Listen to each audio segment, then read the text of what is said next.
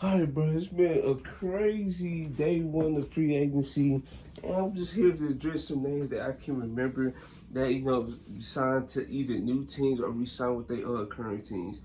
Um, it's a lot of names we have to get into, but I'm gonna try to do my best. So the one I can remember off top right now is Geno Stone. So Geno Stone, he decided to sign with the Bengals.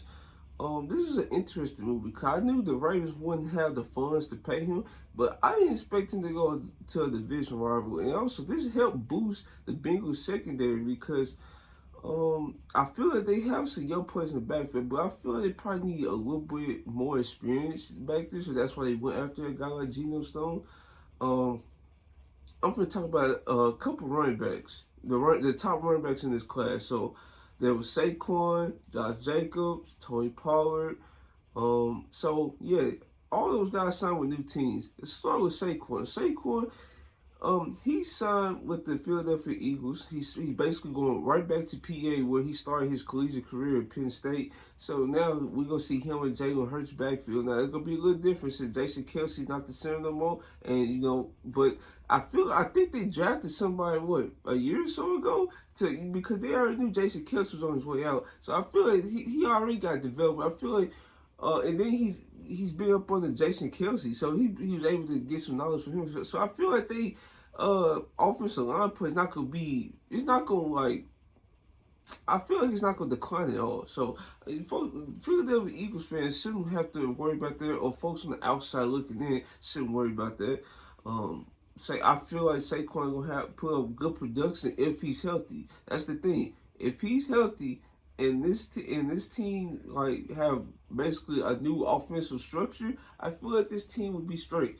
Josh Jacobs signed with the Packers. Now this caught me off guard because I did not expect him to sign with the Packers because they already had Aaron Jones.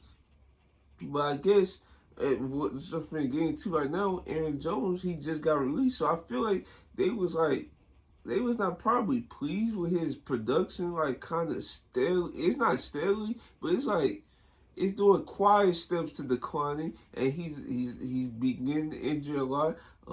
I know Josh Jacobs, he was coming out injured too, but I feel like the Packers, as we just saw, they feel like Josh Jacobs gives them the best chance to win. Now I feel like Aaron Jones still might come back. I feel he might go back to the Packers because Aaron Jones would be the best compliment to a guy like Josh Jacobs. Josh Jacobs more like a power back. He can give you some receiving, but Aaron Jones, he's definitely the scat back, and he can catch passes and all that.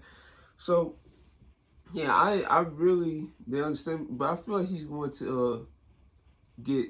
I feel he's going to re-sign with the Packers. David Bakhtiari, since we own the Packers, he just got released today. I guess the Packers was tired of the injury. Cause I feel like David Bakhtiari, he can give you good production still, but his bad knees just keep like it's not at the level it should be at to continue a playing career because it was times that they would literally have to sit him like they would do all switches with his playing time because of how like unsteady that knee was. And then he can't play on certain fields because his knee is going to mess up. And I feel like if a team were to call him, I feel it would be Jets because Aaron Rodgers, the one thing he'll do, he makes sure his boys get paid and he makes sure they come play with him. So that's the one thing you can expect for the Jets. Uh, so the one of the best DNs in the class, Christian Wilkins. He played for the Dolphins. The Dolphins didn't tag him, and they couldn't agree to a contract. So what he did was he signed with the Raiders. I feel like the Raiders defensive line just got exponentially better because now you have a guy, interior threat like Christian Wilkins. Then you have Max Crosby on the edge. I feel like I can't think of the other folks in the D line, but I know the D line with just Max Crosby was already dangerous. Now, if they get QB play, which I don't think they address, but I feel like they should address in the draft. This team would be actually pretty good. Now the quarterback they did get in free agency was Gardner Minshew. I'm like, I guess Gardner Minshew good. He actually did good with the Colts. Almost led them to the playoffs. And what's so crazy about this is he had to step in front of like Anthony Richardson because Anthony Richardson went down. And I thought the Colts was like over with. I thought it was gonna be like 5-6 win team, and they turned out to be like what 8? I think they turned out to be a 9 win team this season. I could be wrong on that, but yeah, this was a great season for them. Awuzie from the Bengals, one of the most underrated DBs in this class. Well, I think he's one of the top DBs in the class, but overall in the league, I feel he's underrated. He signed with the Titans, and the Titans, we definitely need some production on the outside corner because, dog, last season was tough. It was tough. Sean Murphy Bunting, who signed with the Cardinals, by the way. Congratulations, Sean Murphy Bunting. But yeah, he was like one of our best corners on the team. He kept getting cooked. He kept getting holding penalties. Roger McCreary, who stepped up big time in year 2,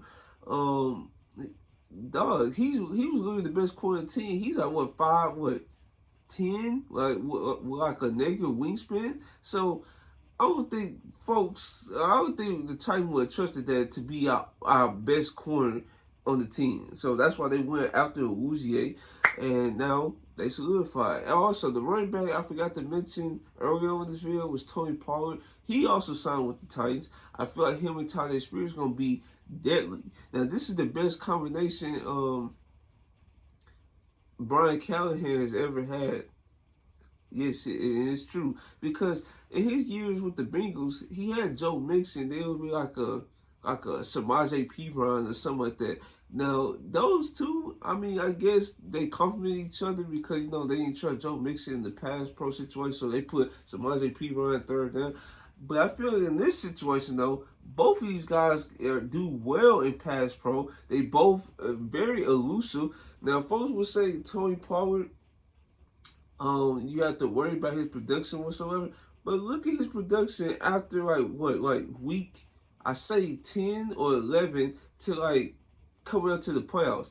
His production was coming back to life. Now, folks gotta remember he was coming off a broken ankle, a fractured ankle, or something like that, and it took some time to recover. But we saw down the stretch, he started to look like Tony Pollard, and he also had plays that just made me realize, wow, this is Tony Pollard coming back to form. I think Marcus Davenport, I think he re-signed with the Lions. Will Lutz, that was the kicker that was supposed to go to the Jaguars. He ended up re-signing with the Broncos, and that was a plot twist that I really didn't expect. In the last hour of free agency of day 1, Kenneth Murray signed with the Titans. Now, I'm gonna be honest. I'm really not a big fan of that movie from a Titans fan perspective. Now, unless they feel like they can really get some out of Kenneth Murray and then improve his situational awareness at times, I feel like this would be a good move. But I'm his production though, his PFF grades is oh my god. And mind you, he's a very in the league. So we'll see what the Titans defensive staff can, mold Kenneth Murray into. But listen, he's very athletic. Don't get twisted. And he's a good blitzer. He's a good run stopper. He can, he has traits to be a good middle linebacker. But he just feel like he's unaware at times, which causes, big gains from offenses. One of the best QBs. Well, no, let's take it back. The best QB in the free agency class, Kirk Cousins. It was rumored that he was going to leave Minnesota. Then the Falcons came up. Then before free agency, the Broncos had came up. But today he officially signed a 4-year deal with the Falcons. Now, I'll be honest. This move actually helps the Falcons a ton. Now, instead of bad QB play with a top 10 defense, now if their defense can stay top 10ish like it was last year, I feel like Kirk Cousins and the crew will do some damage in the NFC South. Because who's realistically going to challenge them? The Saints? I don't know. The Panthers, I feel like they still rebuilding. I don't think they close yet. The Buccaneers, I feel like would definitely be the only team that could probably go tit for tat with them in the standings, because the Buccaneers, they also just re-signed Baker Mayfield to like a 3-year, $100 million deal. I feel like his production was not a fluke. I feel like he could continue the production, but I feel like they should, within the next couple of years, they should draft like a QB, because not everything will be a sure thing in 2 years, because we don't know what can happen. Injuries, lack of production, anything can happen, right? And they also re-signed Mike Evans, which also helps a ton. I feel like they both, ain't Baker Mayfield and Mike Evans from Texas? I could be wrong with that. I feel like they both from Texas, so they got some type of connection there. Let's see. The Titans. Well, the Titans lost a couple pieces today, and both went to the Texans. Denico Autry and Azeez Al-Shaair. Now, Azeez Al-Shaair, he's going right back to defensive coordinator. He's going back to defensive coordinator at the 49ers. DeMeco Ryans, I feel DeMeco Ryans was like all over this, because he feel like if anybody can get the most out of Azeez Al-Shaair, it's him. Because mind you, he was a backup. He didn't really get that much play time on the 49ers at all, too much. So, it took some time. He got an actual starting job with the Titans. Now, with the Titans, I feel he could have done the better job in pass coverage. I feel like every Titans fan feel that way. He had 68 tackles or something like that. So he was a stud. He was a stud at getting folks down. But sometimes it just feel like he wasn't like aware, or he wasn't getting enough depth to break up certain passes. But if you like man-to-man coverage, like it was plays where he was like man-to-man with somebody, and dog, he was like actually running step for step with him and actually breaking up the pass. So he also could provide that. So yeah, and Denico Autry. Now, Titans fans, they want to be upset about this. It's time to move on. Denico Autry is 33 years old, bro. It is what it is. Now, the 2-year, $10 million deal he signed, that's a pretty low deal. I'm not gonna front, but at a certain point, we gonna have to like upgrade the speed on the edge.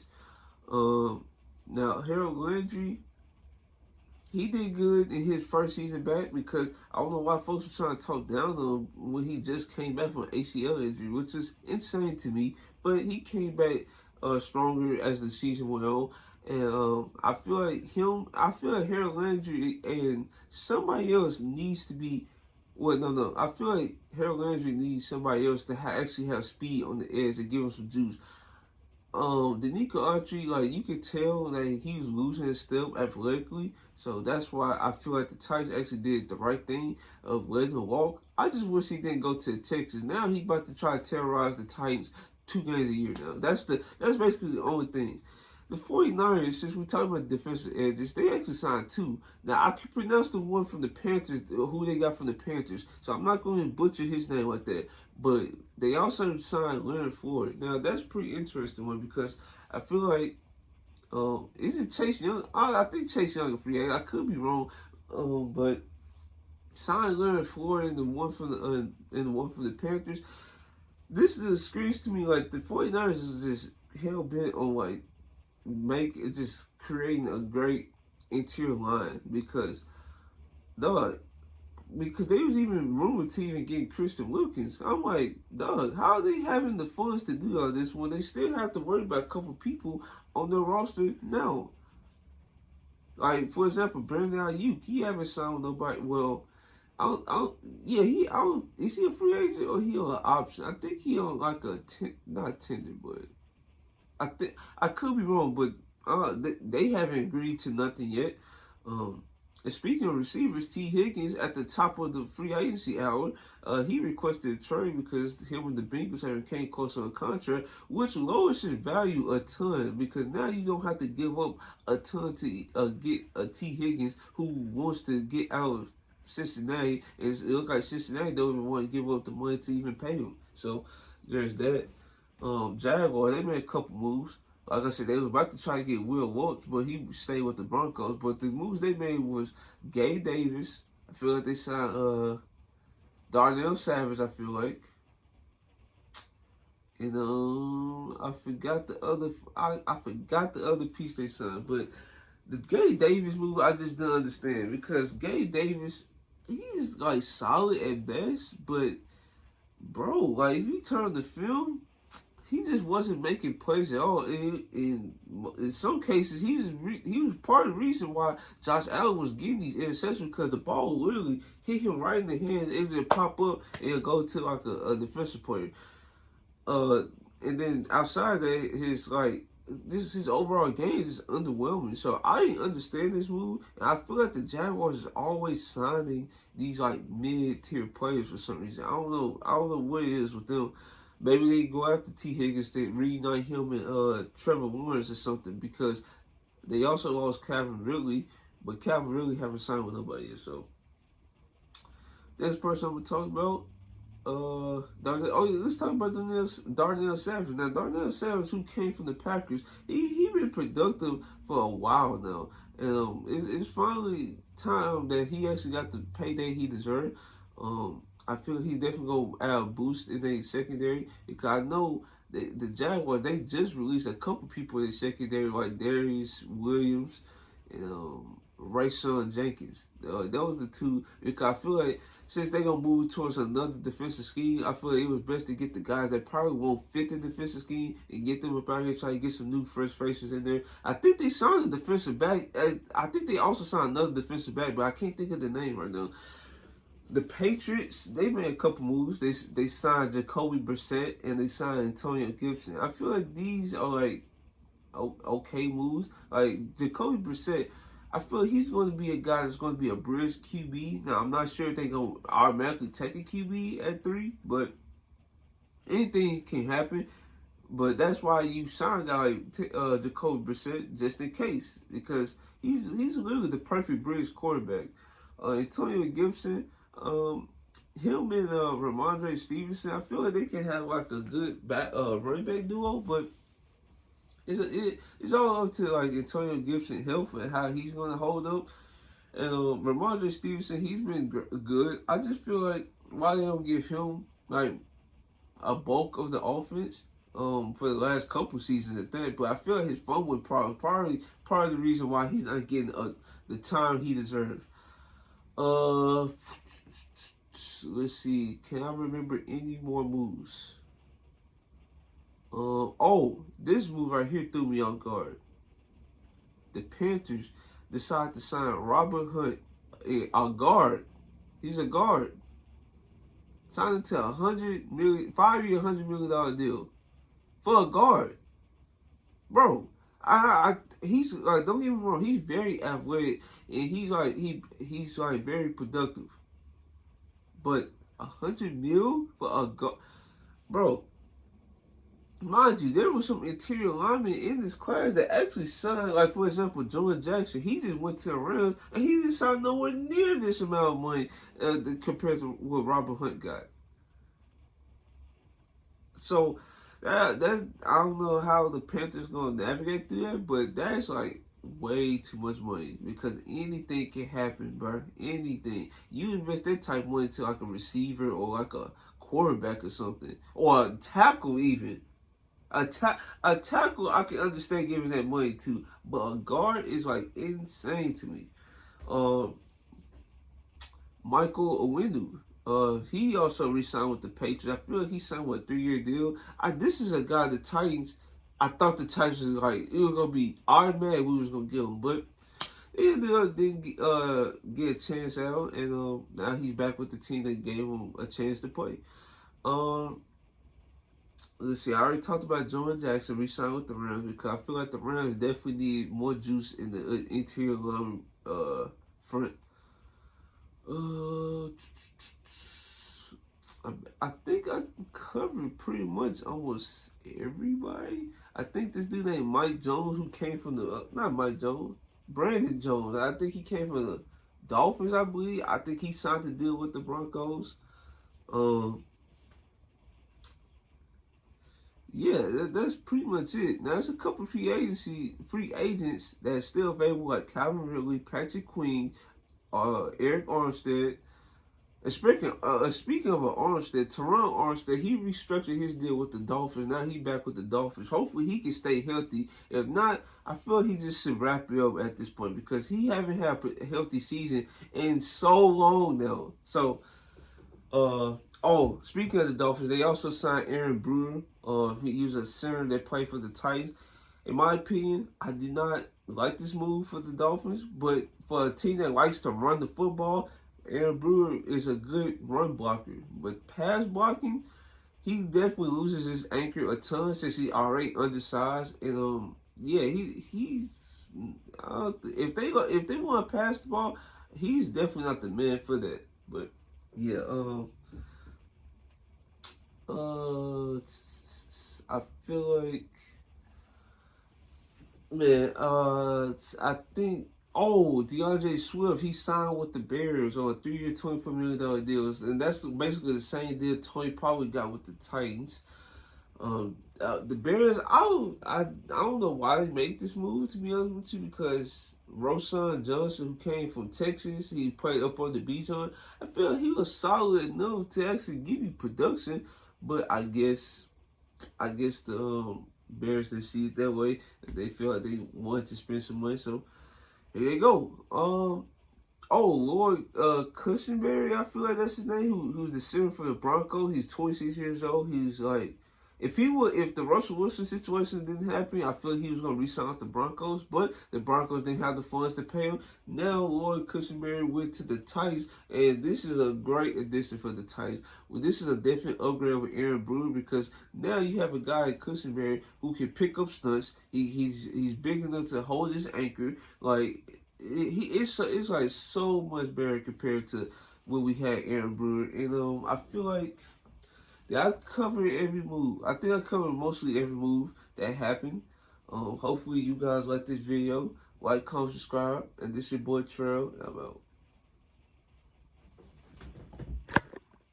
Actually, before I go, because this is basically a second recording, the two moves I want to talk about. So this is gonna basically correlate with each other. So the Giants today, they just traded I think a second and a fifth for Brian Burns, and they signed him to a 5-year, $150 million deal. And the Seahawks, they re-signed Leonard Williams, who they got from the Giants. I feel like they signed him to a good deal too, but I don't think it was as much as Brian Burns though. And I just don't understand this. Cause why would you trade Leonard Williams if you're just gonna pay even more money for a guy that's like maybe like a tier 2 better than Leonard Williams? I mean, I guess, but yeah, I'm officially out this time. Hopefully, I don't see any more moves so I can just like actually post this video instead of keep coming back. But yeah, that's all I got to say.